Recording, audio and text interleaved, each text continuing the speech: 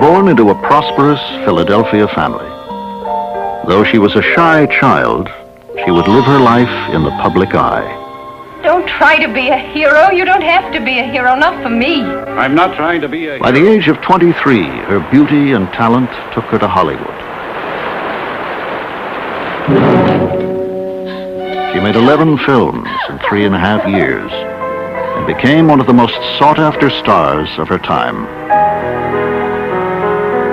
She worked with Hollywood's most important directors, played opposite its top leading men.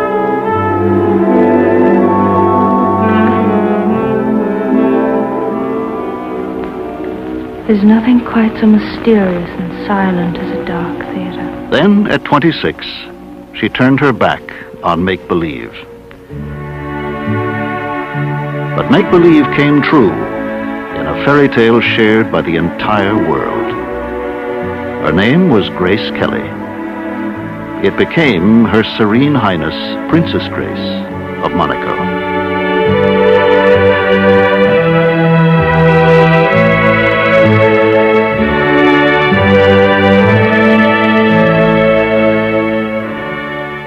I don't think Grace really believed that she was going to give up acting when she became Princess Grace of Monaco. I think that the reality of that probably struck her someplace in the middle of the Mediterranean after the honeymoon began. She took everything so much in her stride. Nothing seemed to be too much for her. Her very name, Grace, could not have been more fitting. And even her death, her tragic early death, made her enter even more into legend.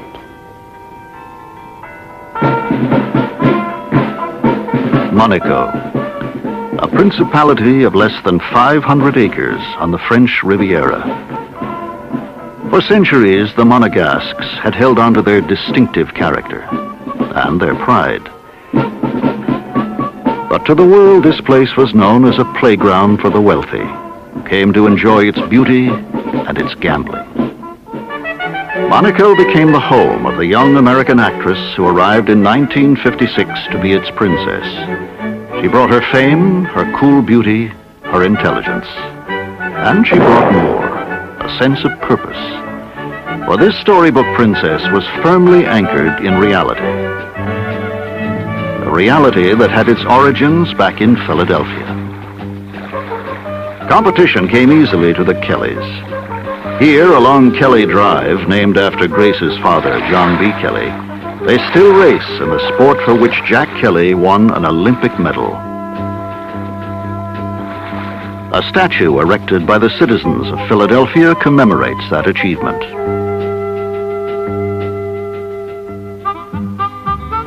Jack Kelly's father was a bricklayer from Ireland who went on to make a fortune.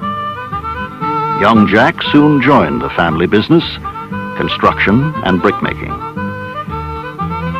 He started his own business and made his own fortune, but he always professed pride in his family's humble origins. Jack Kelly believed the world was what you made it. Margaret Major, who married Jack, had been a model as well as a champion swimmer and athlete. Margaret and Jack were determined to raise their children their own way.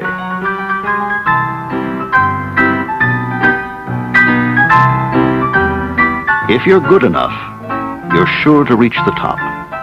It was drilled into the Kelly children from their earliest years.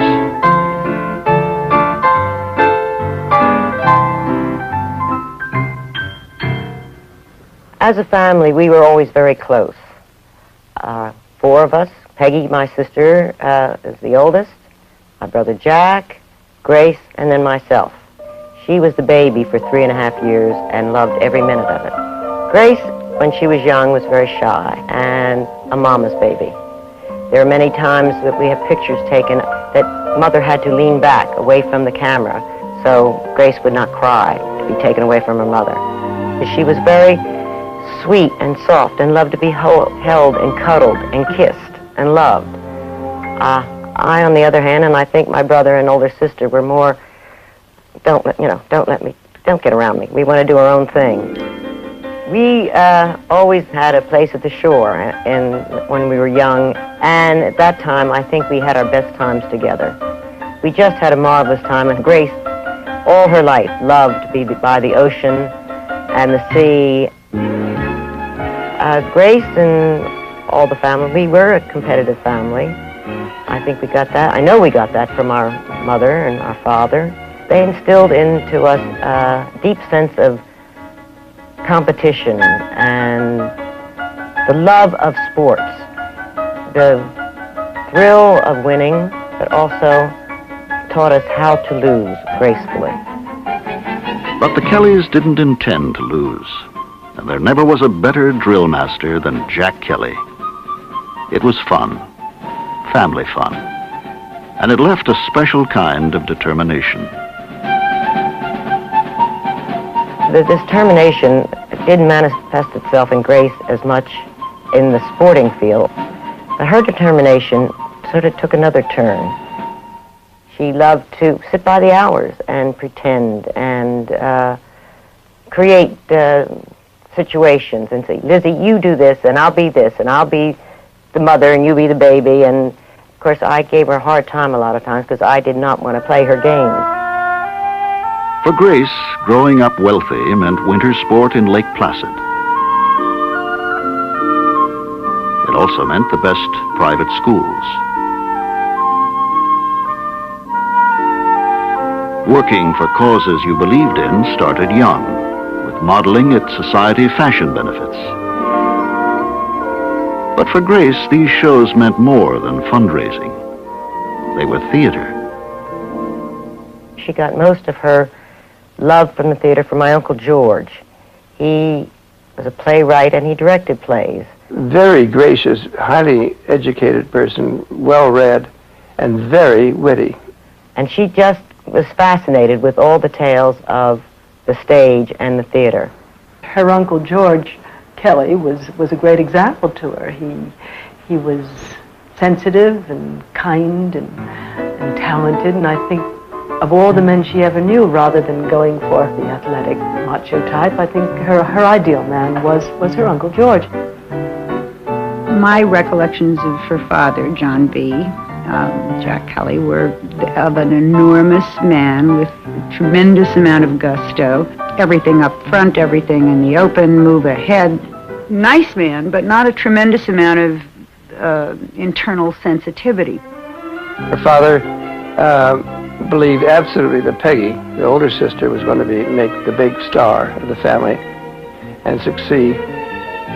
And he never paid any attention to Grace, who was in the middle of the family, these 4 children.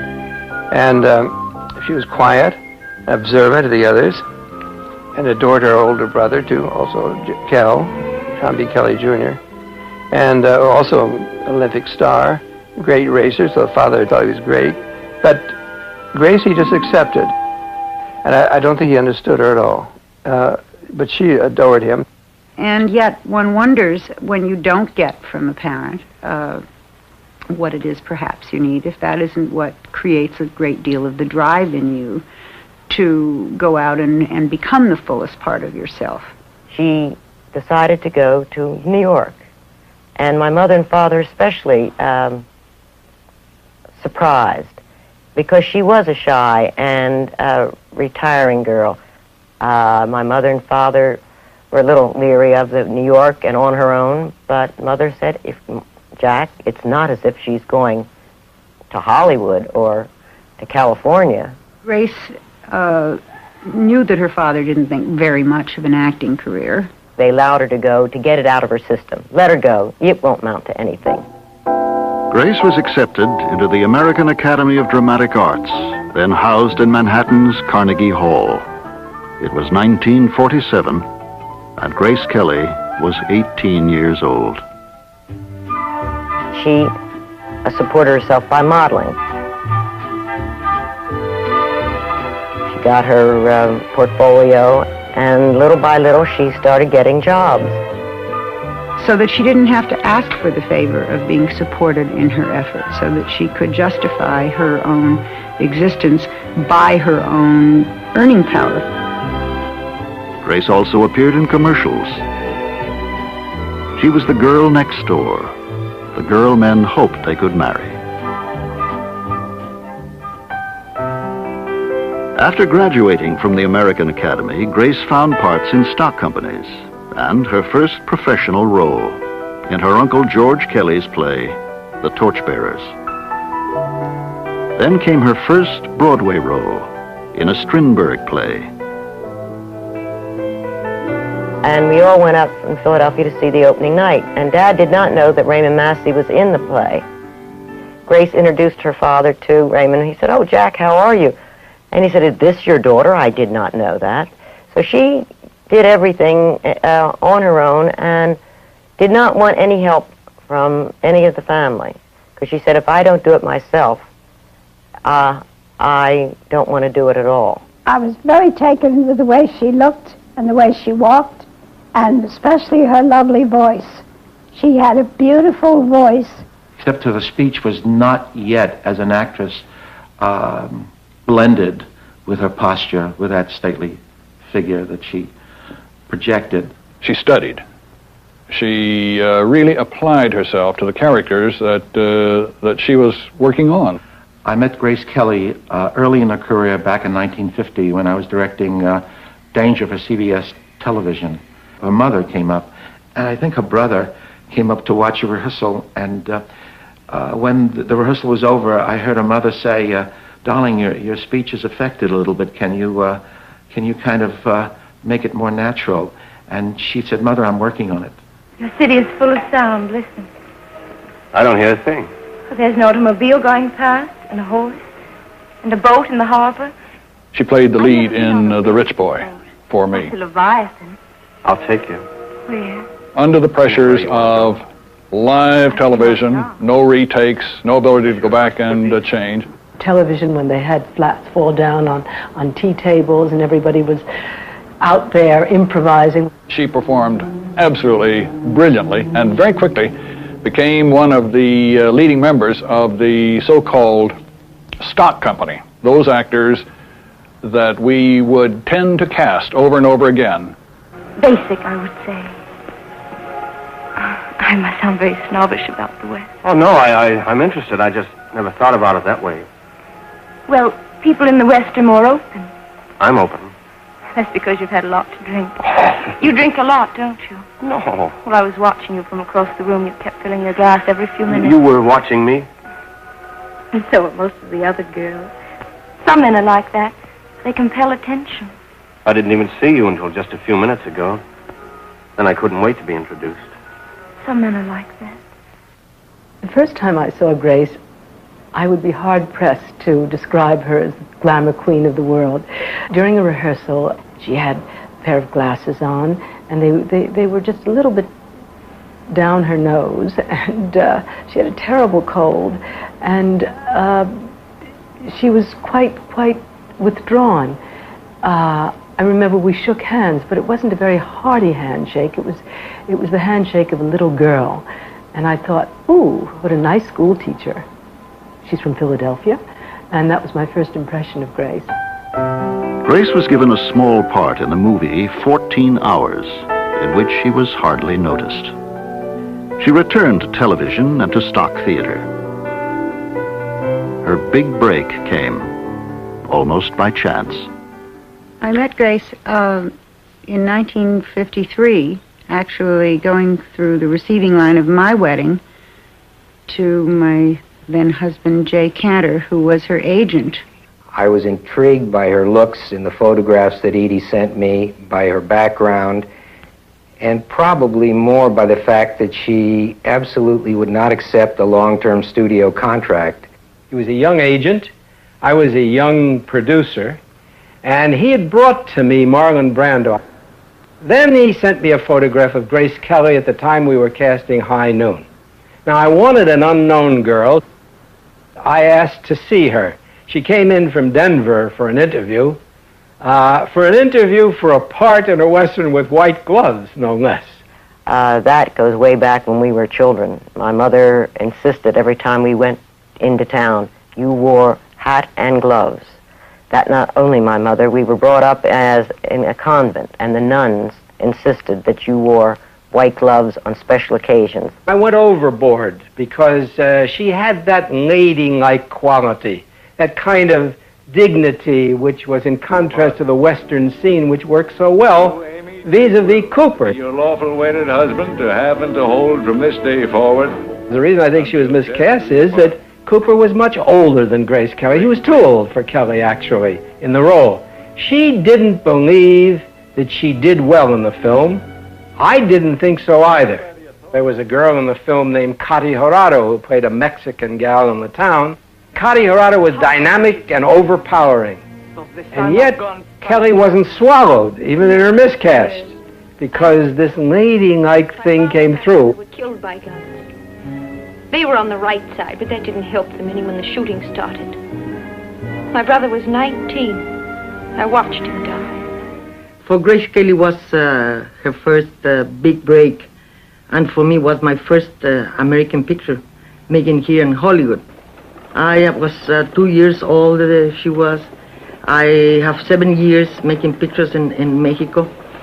There was something so different between Grace and I. We could not really explain, that we could not be very close, but I could see a girl with a lot of dignity and a lot of character, because she wants to be somebody in movies, and she was very hard in that picture. She looked weak, became very tiny, but she was a very strong person. I believe that she was one of the strongest movie stars I worked with. She knew what she wants, and she did it. Gary Cooper went on to win an Academy Award for Best Actor of 1952. But there were no laurels for Grace, and she promptly headed back to New York for more study. She was a Kelly, and she had to do better. We've all probably read that thing where she says that you can see everything in Gary Cooper's eyes, but that her eyes were flat and dull and dead, and that she didn't like them. She couldn't tell what the character was feeling. She began to work harder on concentrating on her objective. In other words, that would eventually be the cure for the way she attacked her characters, to make them come alive, to make her eyeballs shine with meaning. She always had this inner image of being, an old-fashioned actress with the kind of glamour that you have on Broadway. Grace was eager for a lead role in a New York production of Cyrano de Bergerac. I wanted to have Grace as Roxanne. I wanted her, not because of her great acting ability, but because of that discipline that she appeared to have. Unfortunately, she never did realize that. Every part she went up for on Broadway, with the exception of the father, she lost. And when she didn't get it, there were mentions of it in the columns and so forth and so on. She was really very, very distressed. And she picked herself up and went on. Mogambo was a picture that Grace apparently wanted to do very badly, because she was willing to sign a long-term contract with MGM to do the picture. Is that all you're going to do for him? What do you expect me to do, Mrs. Nordley? Crawl in bed with him and hold his hand? The thought of playing opposite a star like Clark Gable, being directed by John Ford, a fellow Irishman, and I also think she was intrigued with the idea of going to Africa. On location for Mogambo, Clark Gable described an incident to Rupert Allen, then Look magazine correspondent. Grace was alone and was discovered by Gable. She turned to him. He saw that she was crying. And he said, "Well, why are you crying, Grace?" She said, "So beautiful. I'm reading The Snows of Kilimanjaro by Hemingway." And I looked up, and I was just reading about this frozen leopard, I think they found, way up in the snows of this highest mountain in Africa. And I looked up from my book, thinking about what a beautiful picture it was, and said Hemingway. And there I saw a lion walking along the seashore. It was just too beautiful.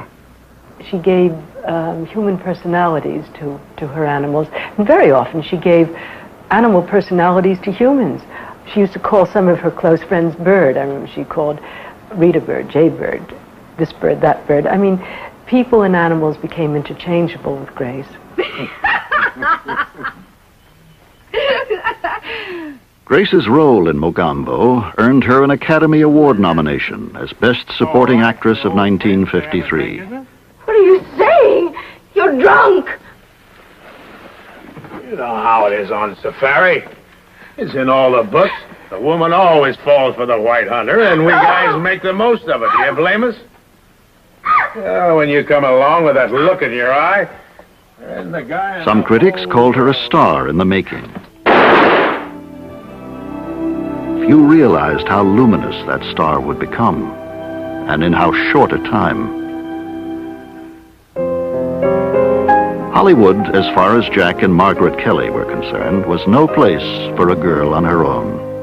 On Sundays, many times, we used to go to church, and then Uncle George, who lived in Southern California, would come pick us up and take us for a ride around and have lunch, take us to lunch.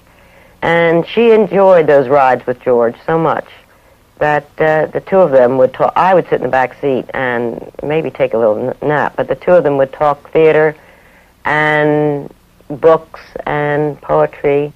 Some of the people in town, the studio heads, were quite mystified by her. They didn't understand why she didn't want to go to their dinner parties and be seated next to all the A people that young actresses should want to be seated next to. She didn't rush out effusively and reach forward to make lots and lots and lots of friends.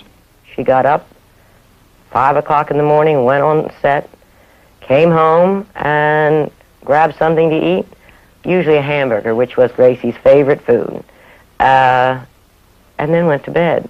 She was always charming. She was never cold. She was never icy to anybody on the set. She could give that appearance of coolness, of being sort of above it all at all times. But inside, she was very often seething, and she was a volatile person, but always under control. Alfred Hitchcock used to say about Grace Kelly, with his usual wit, that her apparent frigidity was like a mountain covered with snow, but that the mountain was a volcano.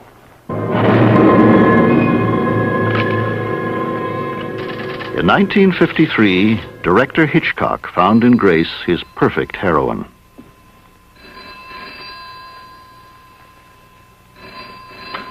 There was a scene in The Dial M for Murder where he wanted her to answer the phone by putting on her bathrobe.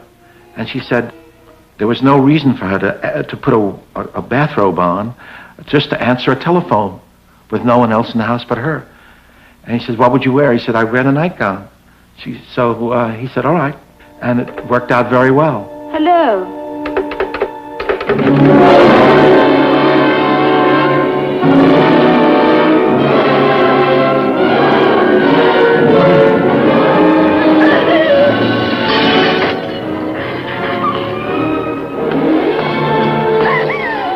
She seemed to know the movements before Hitchcock had anything to say about it.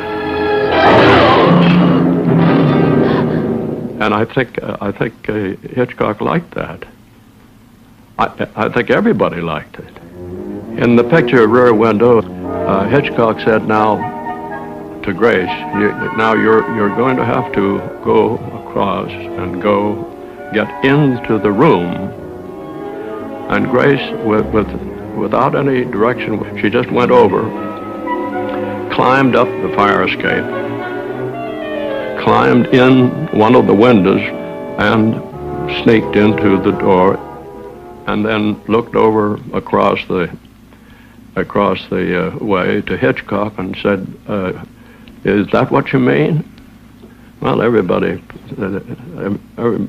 applauded, and she deserved it because this was exactly what Alfred Hitchcock wanted. What Grace brought as an actress was Grace brought the actual young woman of the 50s into a vision of glamour. It was a very proper era in a way, a very prim era. Underneath that, of course, there was always the sense of flirtatiousness of young women and the sense of fun. Grace had truly arrived. She appeared on the covers of national magazines. But success meant more time spent in Hollywood. She was really a family person. She didn't like to be alone. I remember when she first went to California to make films, she lived alone. And suddenly she asked Rita Gam to come and live with her. And Grace let me in, and there she was. She was wearing the same Philadelphia skirt, same sensible shoes, the same tied-back hair, except now she was becoming a very valuable property. And I had no idea that her background was one of opulence. I thought of her as a co-worker, an actress. Then, out of the clear blue sky, and very directly, openly, and warmly, she said, "Would you like to share the flat? How would that fit in with your schedule?" I said, "Well, I have to get up at 5 in the morning." She said, "I have to get up at 5 too." I said, "Well, both go to sleep at 9." She said, "Terrific. That's it." I think the thing that most people forget is that when all of this was happening to Grace, this extraordinary excitement about her career being generated and roles with the world's most famous leading men and the world's most respected directors, she was just a girl in her early 20s. One time in Hollywood, Grace and I were invited to what turned out to be a rather sticky dinner party with 2 bachelors. We had thought it was going to be this grand party with an awful lot of people, and there we were, and the lights were getting lower, and the wine was getting heavier, and I was getting very nervous. And I nudged Grace under the table. Grace had her glasses on. I think that was her protection. Mine was just to sort of chatter nervously and say, let's go, Grace." And she whispered back, "Let's wait until after dessert. It might be good." The bridges at Toko-Ri gave Grace the opportunity to play opposite an actor she admired, William Holden. Harry, you've got to tell me about those bridges. The kind of concentration that a good actor was capable of would definitely infect her. They know we're not going to fly above the mountains. We're going to fly between them. It would make her respond. And that way you could see, too, that she had a nervous system that was similar to litmus paper. She reacted immediately. You didn't want to tell me because you didn't want me to worry. Well, I don't want you to worry either. About me, I mean. I know what the Admiral was trying to tell me. I had to face those bridges, too. Director George Seaton was impressed by Grace's performance and wanted her for the demanding role of the wife in The Country Girl.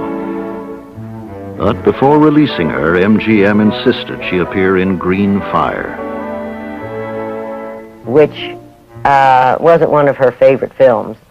She was tired when she started. She had done about 6 pictures in a row, and she had to go to South America. A film like Green Fire that absolutely made her blazing mad. I mean, she said, "This is not what I wanted to be an actress for." But she did do it in order to get the part in Country Girl. At the moment, all I want is for you to get dressed so we can get out of here. Who's in the yard? Frank, I'm warning you. I'm going to hit you with the first thing I pick up. The greatest expression of courage that Grace demonstrated was the throwing away of her mask of beauty and her elegance. Nobody understood at all. I mean, why would this gorgeous creature want to be seen in an old tacky sweater with her hair pulled back in a bun looking haggard? She desperately wanted to be this great actress. He'll be in the strong, sober hands of Bernie Dodd. Can you stand him up on his feet again? Because that's where all my prayers have gone. To see that one holy hour when he can stand alone again. And I might forgive even you, Mr. Dodd, if you can keep him up long enough for me to get out from under. All I want is my own name and a modest job to buy sugar for my coffee. You can't believe that, can you? You can't believe that a woman is crazy out of her mind to live alone in one room by herself. Listen to me, listen to me. Why are you holding me? I said you're holding me.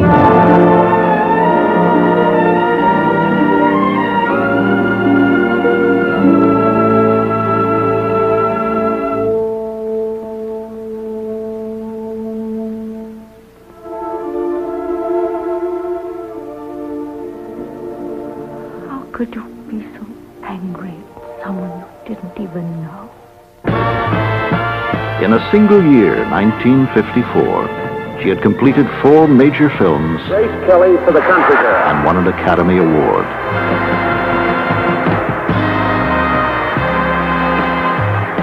She was pronounced one of Hollywood's major stars. She was 24, and it seemed she had it all. This is after Grace had had enormous success in films and bought a very big, posh apartment. And I have an image of her father walking through the lobby and Grace sort of peering out, saying, there he is, there he's coming. It was as if this fictional character, the great Gatsby, had come down to earth and was going to look at her apartment. And she really wanted to prove to him that she had accomplished a great deal. And that was the first time I got a sense of an undercurrent of something other than this picture book family. Grace dated, but no one really seriously until the latter part of her career. There were so many people that were in love with her. Most men were. She had that quality of, well, I don't know, turning men on, as you say. She was going to be my maid of honor, and when the baby sister was getting married, that she started to think about, now, I want to get married too. Well, I was married in June, and I think I broke the news that I was pregnant and I'm going to have a baby in May to her, and she said, Lizzie, you are going to have a baby. Oh, a baby. I'm missing things. In 1955, Grace would appear in a film that would change her life. Location work for To Catch a Thief took place near the ancient Principality of Monaco. Her co-star would be Cary Grant. Once again, she was directed by Alfred Hitchcock. What he extracted from her in that combination of the cool beauty who held it all back and then just gave out just enough to be tantalizing and just enough to make the leading man and the audience want a little more.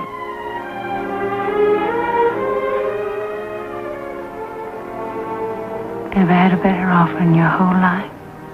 One with everything. I've never had a crazier one. Just as long as you're satisfied. You know as well as I do, this necklace is imitation. Well, I'm not.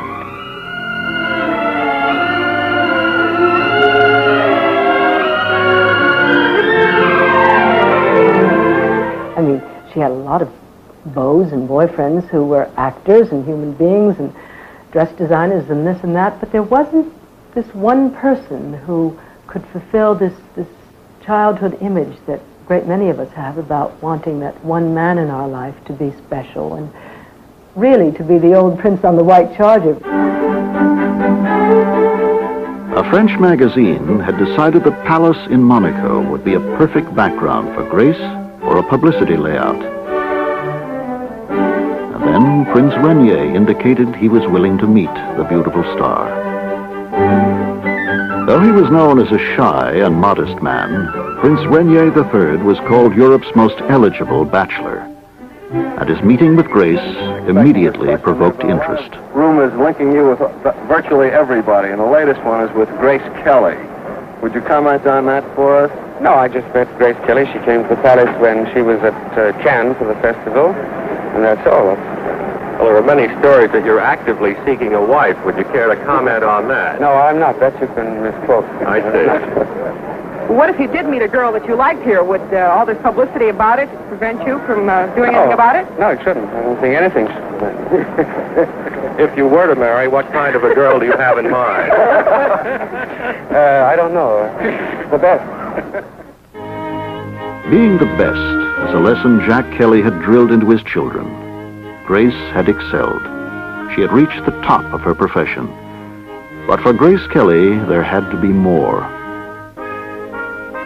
MGM had no idea of Grace's future when it cast her in a film that was oddly prophetic, The Swan. It was based on a play by Molnar, and the story was very simply the story of a princess. I want to be so good to you. Oh, I want 100 things. I want to tell you everything that's in my heart, all my secrets. I adore Napoleon, too. Little princess.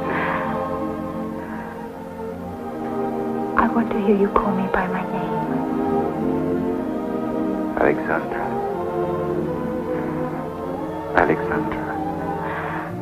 There was an innate aristocracy, elegance about her, not only in comportment and manners, but also in thinking, in being. It has been a cliché to say that Grace Kelly looked like a princess, but she did. There was another element in Grace Kelly that was all important.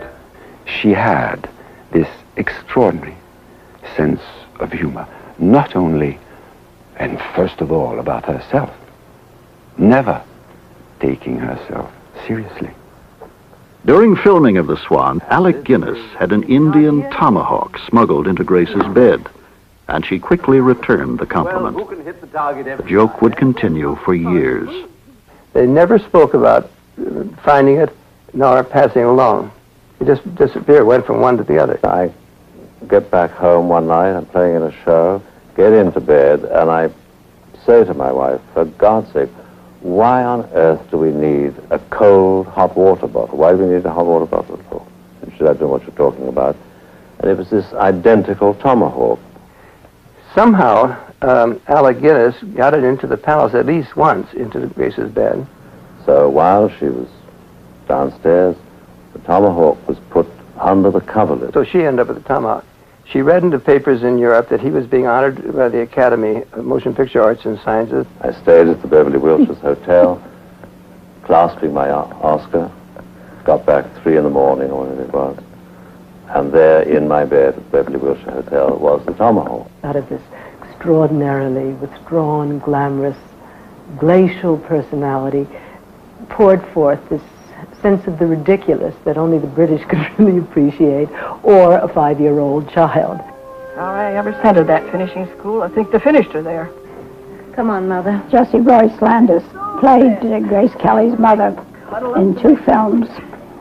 And when Grace married Prince Rainier, she said, I'm the one who advised her to marry him and told her that will be your greatest role. And one Monday morning, she came into L.B. Mayer's office and said, Mr. Mayer, I'm going to get married. Well, he said, Gene, that's wonderful. I'll have a big reception for you upstairs. Well, everybody in Hollywood. No, she said, Mr. Mayer, you don't quite understand. Grace Kelly had been newsworthy as a movie actress, but now her importance soared. Miss Kelly, how do you feel on this occasion? Well, needless to say, I'm very, very happy. How about you, Mr. Kelly? Well, I think you can't interfere with love. If they're in love with each other, well, I'll give my blessing. Reporters hung on every word and were alert to every move made by Grace or Prince Rainier. Will you continue with your career after your marriage? Well, that decision will be made by the prince. Is Miss Kelly going to make any more movies as far as you know? I don't think so. He did come to the house that Christmas, and Don and I had our own little apartment, and we asked him over for dinner, and he fit in very well, even helped with the dishes. Rainier, when we first met him, I think might have been a little shocked with us when we say, come on, Rennie, you know. But he just fit into the family beautifully. George, lie down with me. Tracy. In 1956, Grace made her last Hollywood film, High Society. In it, she proudly wore her new engagement ring.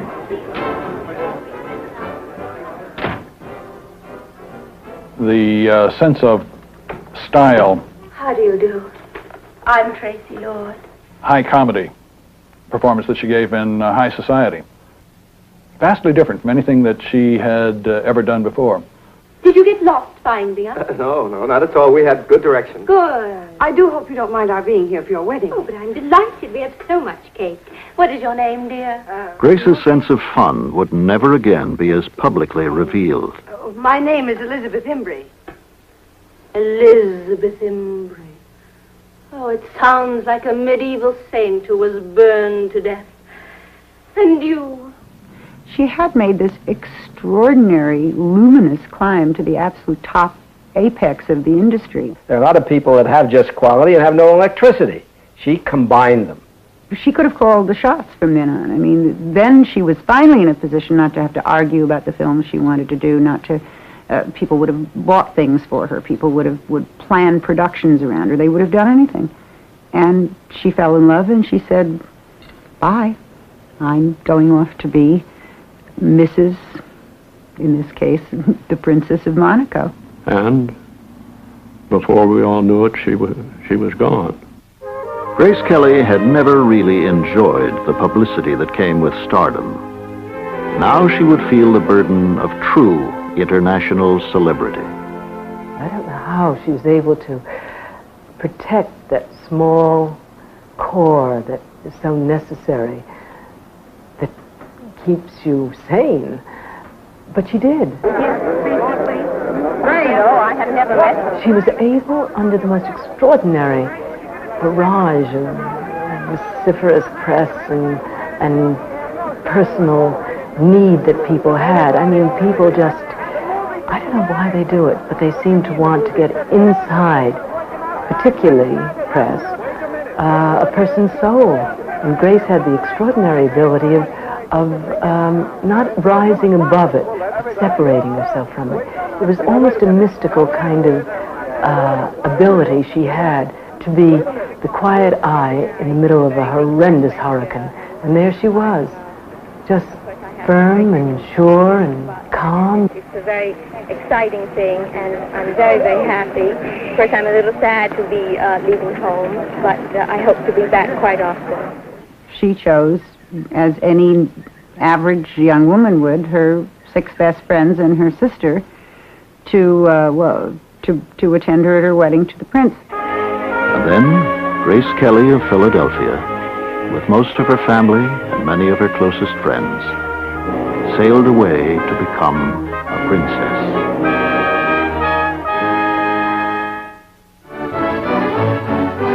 Prince Renier's yacht bears his betrothed in triumph into the harbor at Monaco. A few hours earlier, Grace Kelly... Once we arrived in Monaco, it was, of course, all the madness that one has seen in over the years of what went on.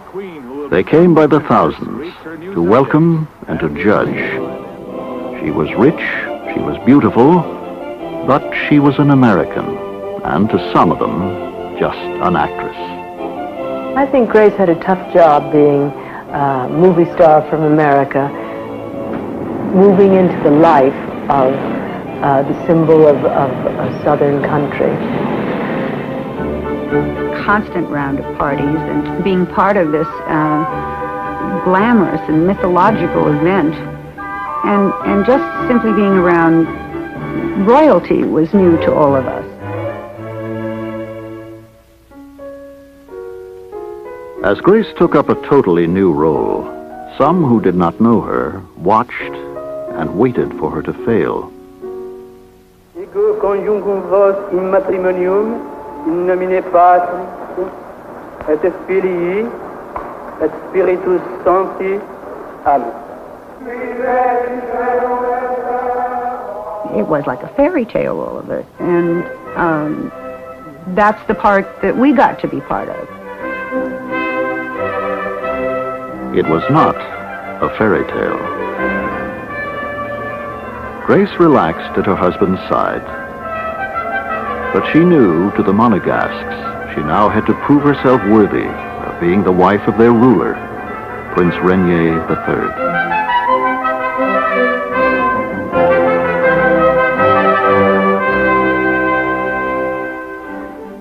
The last time I saw Grace was in my own imagination when she was on the yacht, chugging away into the Mediterranean after the wedding was over, and I realized that there was no more Grace Kelly. Grace Kelly was a memory. Grace Kelly was history. There was only Princess Grace of Monaco. And then we all went home, and she stayed there. This was a very hard challenge for her because not only the language barrier, but in a foreign world, a foreign customs, and the principality, the formal way of doing things. She kept studying things that would enforce her position as princess. She utilized everything around her. She improvised on being a princess the way a really good actress will improvise on a part. For example, she always tried to simplify things. Alexandre, the great hairdresser in Paris, fixed for her a number of special pieces of hair attachments. So when she traveled with all these French aristocrats, and while they were busy making appointments with hairdressers everywhere we went, Grace was always ready with one of these hair pieces, which is she would make it into some kind of a wonderful hairdo. Never took extra time. Since she was fundamentally a working woman,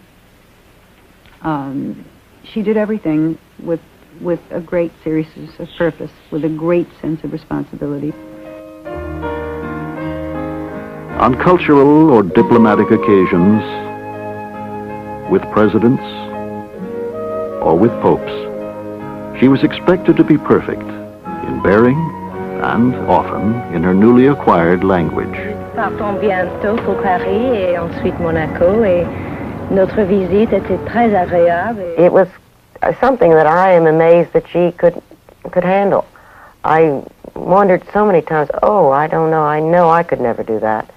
But she was determined to make a success of it. I ask you either or both to explain what will happen in the event twins are born, a boy second and a girl first. Who would be the ruling monarch? The normal successor would be the eldest of the children, even if it's a girl. But that doesn't mean that she will rule, because she can always resign or abdicate in favor of her younger brother, and he would then rule. Are twins expected? Not that I know of. Princess Grace, is your life as a princess what you imagined it would be before you became a princess? Well, I sort of became a princess before I had much time to imagine what it would be. With the birth of a daughter, Caroline, on January 23rd, 1957, the line of succession was secure.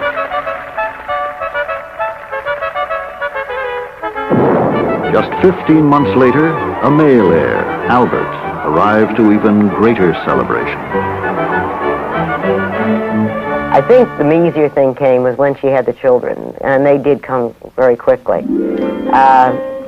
She wanted the children. She loved to love them, and we had so much fun roughhousing together. Her children and my children, and our children, are the same age, and they've gone to camp together. Don and I have been over to Monaco several times with the children, and they've come here in Ocean City. Their needs were the same, for closeness and for family. In addition to her own children, Grace would always have the Kellys. Prince Rainier soon found himself an accepted part of that family. Grace always adored children. She almost over-adored her own children. She was the typical loving, sometimes too disciplining, but always giving mother. Private time was essential for them both. Family life was a retreat from the formalities of state. And Grace was determined to keep her family a success. No matter how demanding her official schedule, there was always time for her children. There were the trips home, often with Prince Rainier. There was the anniversary for Margaret Kelly and her growing brood of grandchildren.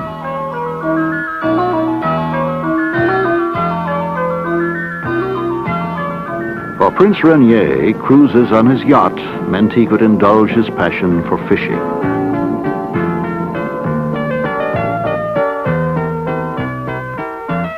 Then there was the time set aside for enjoying the palace pool with children and friends.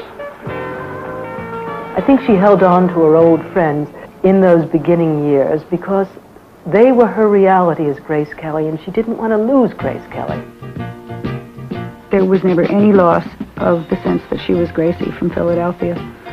She was a girl with an American soul and heart, and she brought that to Monaco with her, and she never chipped away at that at all. In the back of Grace's mind was always the possibility of going back to being a film star. I think she kept it there for those rainy nights. I would occasionally read a script that would intrigue me, and I'd call her and send it on. And when the opportunity arose to do Marnie, I think she leapt at it. I couldn't understand why she would want to do it, even why Hitchcock would want to do it. The Monegasques were absolutely, completely undone because they thought that she had abandoned them. I think that the thing that convinced her that she couldn't do it was that she was a princess of the church. And once she believed that dignity of being the princess of the Catholic Church was more important than being an actress, she accepted it, but I think it took a long time. In 1965, 7 years after the birth of Albert, Stephanie was born. Once Grace's life as a performing artist seemed to come to a close as she became Princess of Monaco, she didn't discard her feeling for the arts, any part of them. I got a letter from Grace saying that she was going around doing poetry readings for a theater in London that was being built. So basically, Grace was an artist, and she did it through poetry. She wanted very much to have Monaco be a cultural center. Grace established a foundation to further her goals. The Monegasques had been without a playhouse for many years. A new one was built. Today, this theater draws drama companies from around the world. Once, the famous Ballet Russe of Monte Carlo danced here. Grace was determined to bring those great days back. A ballet company must have a school. Through the Princess Grace Foundation, a small school run by one of ballet's foremost teachers has been transformed into a world-class academy. Both Caroline and Stephanie had studied here as small children. Grace was frequently more than an onlooker. And I remember a particular general rehearsal when she asked me, do you think I could make them up? And all the little children gathered around her, all the faces turned toward the princess, and she was putting a little bit of rouge on their cheeks and a little bit of lipstick on their lips. It was love of children and of ballet that led to one of Grace's few returns to film. The 1979 Earl Mack documentary, The Children of Theater Street, about young dancers in Leningrad. They are the protagonists. But as their predecessors have demonstrated, perhaps the greater protagonist is the school they go to. Angelina has practiced these movements hundreds and hundreds of times. In the next 6 years, she will repeat them thousands of times. What makes it worth it is this. Grace knew the demands of great performance. But for the Monegasques, Grace herself had gone beyond performance.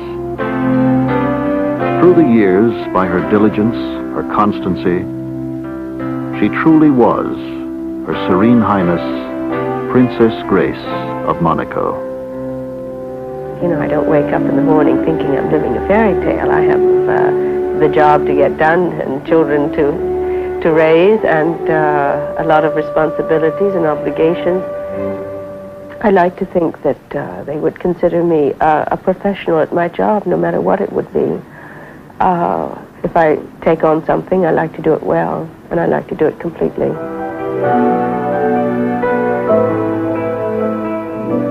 some people often say that Grace made a great sacrifice of her career in becoming the Princess of Monaco.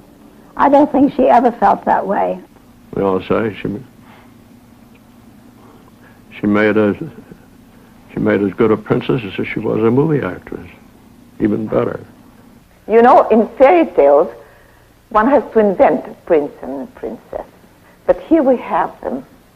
We had them. It was in the rugged hills along the border with France that Princess Grace's car went out of control at a curve that has seen many accidents.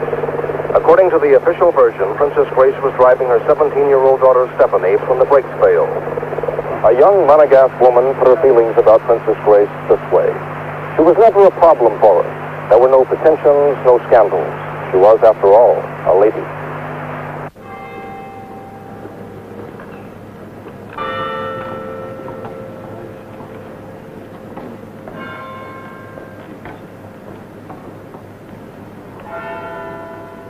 I think she won the hearts and the love of the Monegasque people. Because when she died, I've never seen such true sorrow.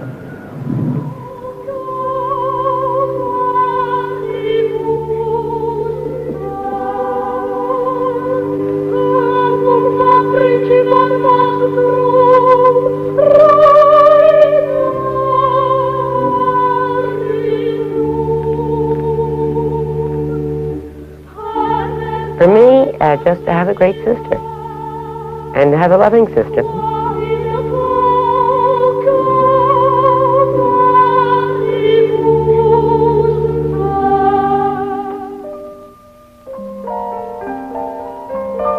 Before she was a princess, she was an actress. And before that, a girl from Philadelphia. A family girl.